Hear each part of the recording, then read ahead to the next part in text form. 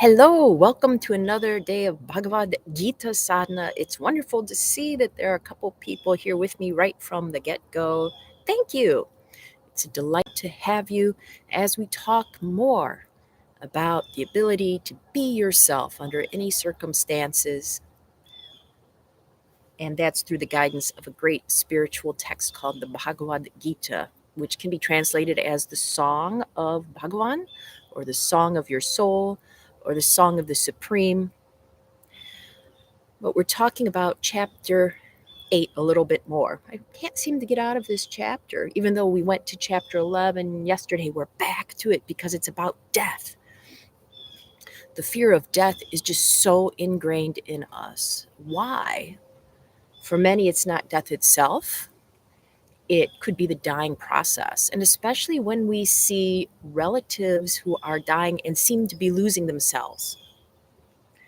I talked to one woman whose mother had kind of dementia for decades. And when that mother passed away, the woman said, "I'm not crying now because I lost my mother years and years ago." And it can feel like that. We feel like we'll lose ourselves. We'll lose our idea of ourselves for sure, and so will others. But according to yoga philosophy, yourself cannot be lost. So we're going to pull in a little yoga philosophy here today relative to chapter 8 in this chapter about death. And we're going to talk about it from the perspective of Samkhya. Now, not to get too complicated, hopefully, but the Bhagavad Gita is said to be the representative of a type of philosophy called Vedanta, the end or the culmination of knowledge. It's great. And it mentions in chapter 2, there's something called Samkhya yoga. And what can make this confusing is there are different types of Samkhya yoga, like the Bhagavad Gita also mentions Raj Yoga, but it's not the same Raj Yoga as in the Yoga Sutras of Patanjali, if you've studied that. And I'm sorry if I'm starting to make your head spin. Let's get down to talking about Samkhya. It's a philosophy that we could say, is close to our Western idea of science. And there's a key text. And I wrote the name below because if you're Westerner especially, your ears won't catch it. And I'm not that great at pronouncing the title.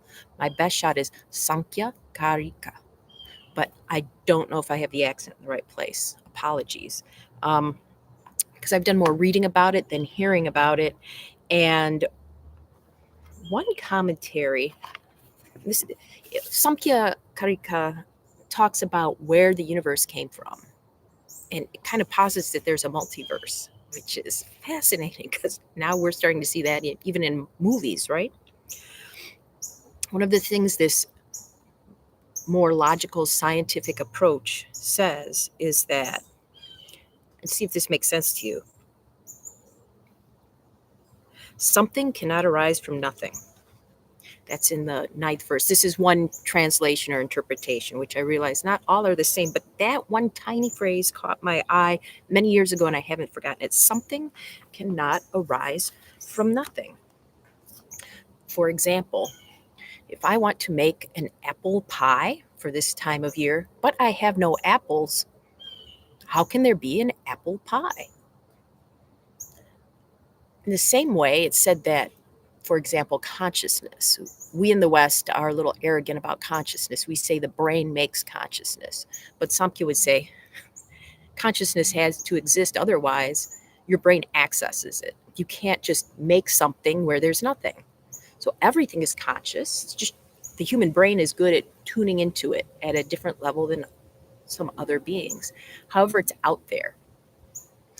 I think of little spiders, tiny little spiders with their tiny little brains, and they know how to make stuff that's stronger than steel and spin it into very distinctive web shapes. And then they know what to do with it and where to put the non-sticky threads so they can walk without getting caught in their web.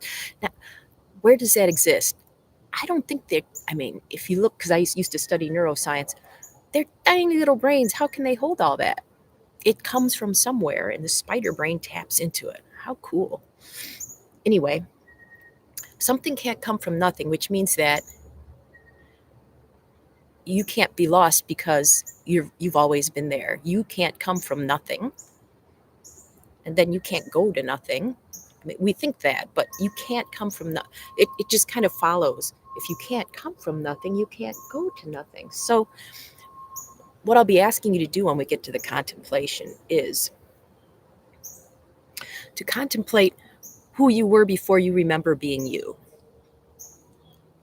Because I have a feeling there's a lot of pictures or snapshots of you when you were teeny weeny and you go, I don't remember that at all. Or your parents will say, remember when you used to do that, and pull out all this stuff that embarrasses you. No, I don't remember. I have no idea. The story of your birth, even. Do you remember that? But you were there, right? Because you're here now. Where did you come from? I mean, those events influenced you and helped make you the embodied self you are now. And when that embodied self fades, then you'll still go on. You might not have an idea of where you're going, but you're still going to be there. That's one of the teachings of chapter 8. And I invite you to reflect upon that today. It may resonate with you, it may not, but do you ever think about that? Where were you before you were you? I mean, the limited you. Like, where was I before I was Atmadarshan or Laura? Or I've had so many names in my life. Who was I before the name was even given? In fact, let's go ahead and do that now. Let's get our mind all centered from all this. Wow, philosophy, so deep. And do a balanced pose.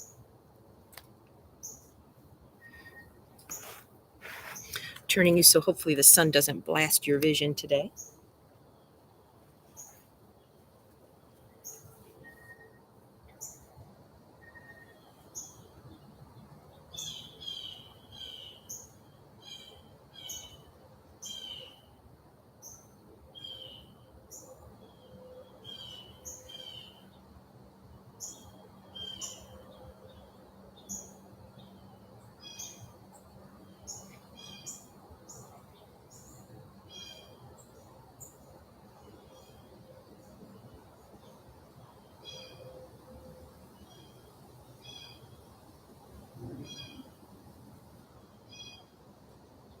Switch.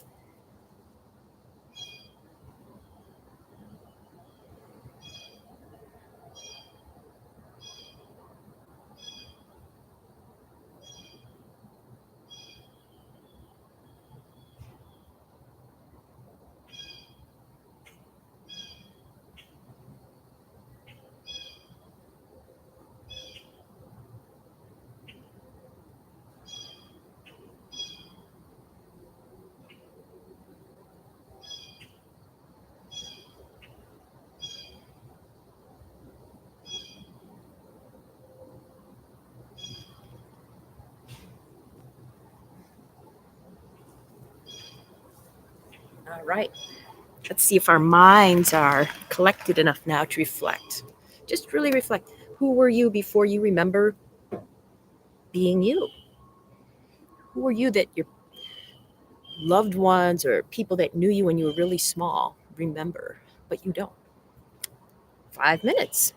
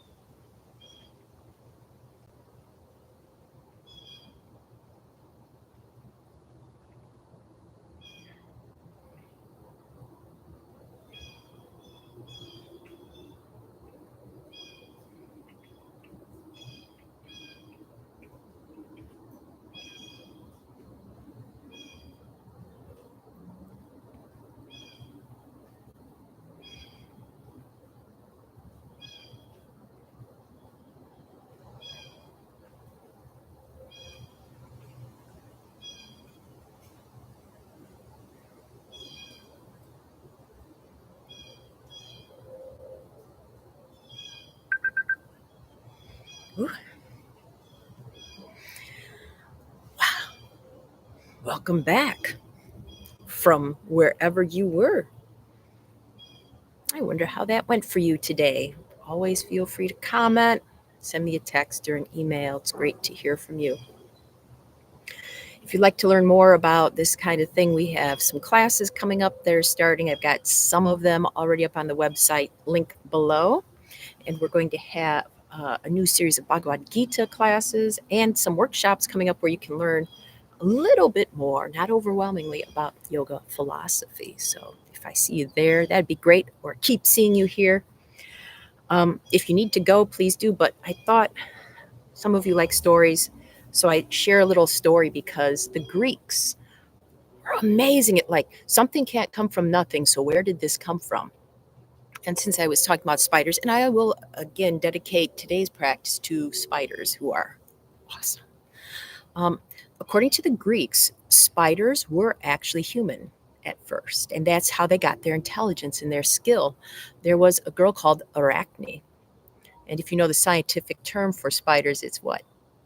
Arachnids. Yes. There was a young woman named Arachne, and she was so good at weaving that she decided quite arrogantly she would challenge Athena, one of the goddesses, who was also skilled at weaving, to like a weave off. So they decided to have a weave off. And Athena created this beautiful tapestry showing the gods in all their glory, like Zeus driving off the giants with his thunderbolts. And Arachne created an even more beautiful tapestry showing the gods in their less glamorous moments, like Zeus philandering with as many female beings as he possibly could. So there was no doubt that Arachne was actually more skilled than Athena. However, the arrogance of trying to show this off and then of the negativity she chose to include in her tapestry really ticked Athena off, and Athena just ripped the tapestry to shreds and declared herself the winner. And Arachne was so distraught by all this that she hung herself. And when Athena saw this, she actually took pity. And as the girl was dying on the noose, she said, "You are a very skilled weaver, and we shouldn't lose those talents." And she turned Arachne into a spider hanging there from her string and said, "Please go and weave and make beautiful creations for the rest of time." So that is how spiders came to be and got their talents according to the Greeks. They didn't just come from nothing. Something to contemplate. And maybe today thank a spider, because without them, our world would not be what we know it. You would, my world would not be what I know it without you. And we'll talk more about the Gita coming up. Hope to see you then. And until then,